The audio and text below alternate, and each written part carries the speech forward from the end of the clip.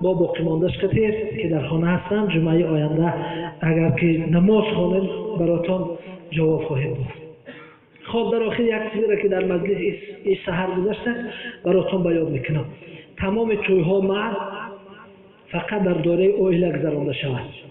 مکتب به نقاب رفتن قطعاً مخ.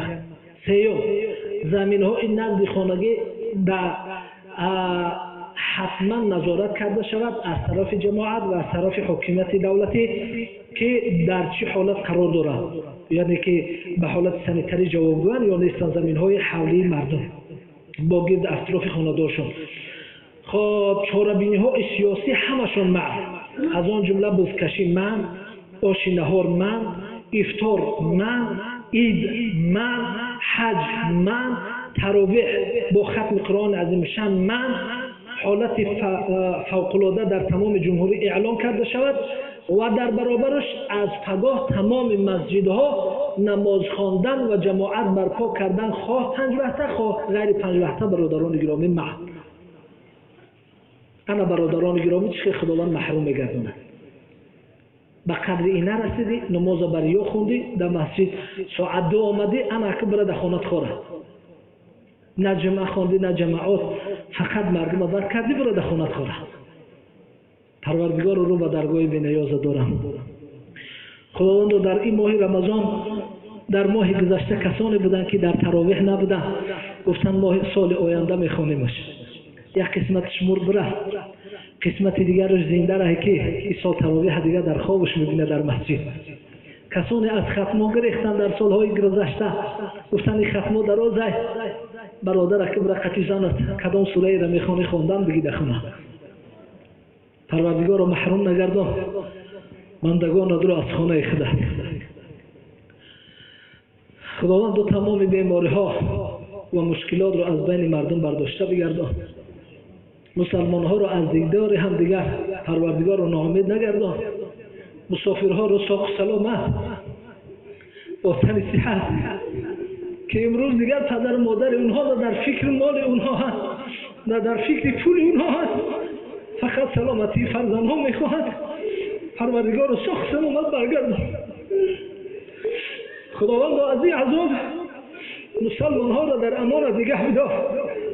پروردگار بندگانت که به امید آن بودن که ماه رمضان می آید نماز خوان می شود در مسجد عبادت می کنند، خداوند که این سال از مسجد از عبادت محروم گرداندی، پروردگار مسجد ها را در هوش کشاده بگردان.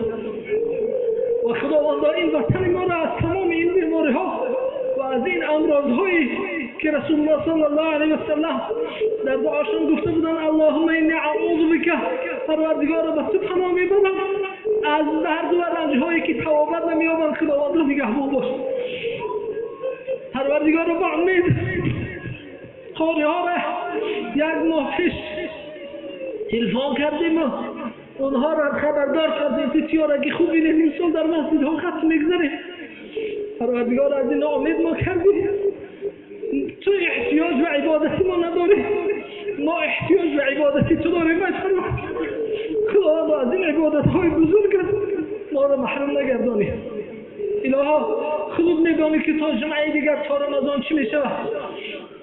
پروردگار به فضل و کرمت یا الله از پیر و جوانها از زن و مردهای ما را خداوند کریم الرحیم در راه صراط المستقیم هدایت فرما و این بیماری ها و این عذاب ها را خداوند سبب هدایت ما قرار بده و سبب استغفار ما قرار بده. پروردگار از اون لذتی که در ماه مبارک رمضان میبردیم از اون محروم ما گردانیدی.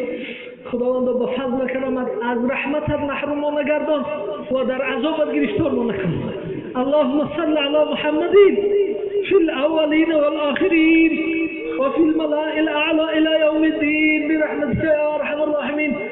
پروردگار از این التجا دارم که جنازه برادرها را یا جنازه ما را به سبب این بیماری ها توبت نشانده خداوند در بین مردم قرار نده. اللهم تقبل منا انك انت السميع العليم برحمتك یا ارحم الراحمین.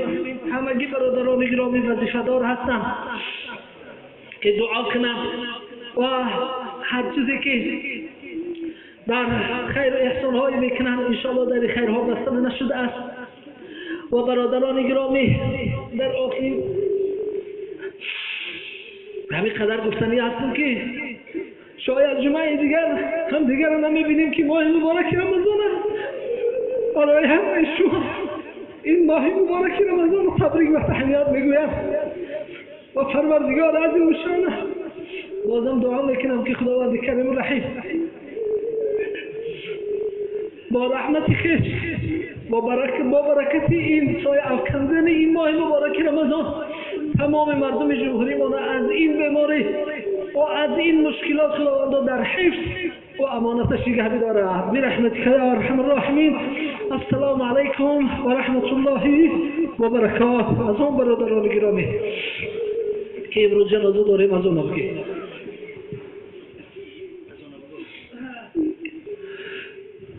الله اکبر.